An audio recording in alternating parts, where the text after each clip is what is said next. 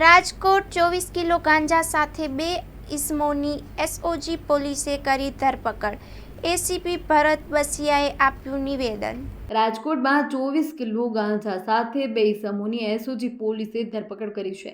ACP ભરત બસિયાએ નિવેદન આપ્યું હતું. અહેવાલમાં ન્યૂઝ સંદીપ ચાવડા, રાજકોટ.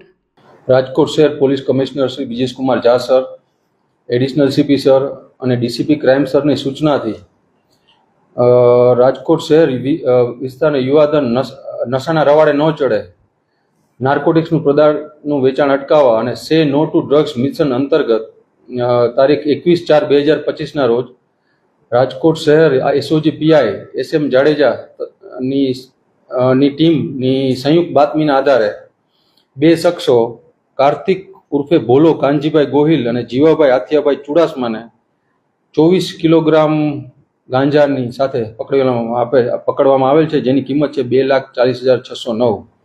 આ બંને વિરુદ્ધ એ ડિવિઝન પોલીસ સ્ટેશનમાં ગુનો નોંધી વધુ તપાસ તજવીજ ચાલુ છે. આ આરોપી કાર્તિક ઉર્ફે ભોલો કાનજીભાઈ ગોહિલ વિરુદ્ધ અગાઉ 2022માં ડીસીબી પોલીસ સ્ટેશનમાં એક પ્રોહિબિશનનો ગુનો નોંધાયેલ છે.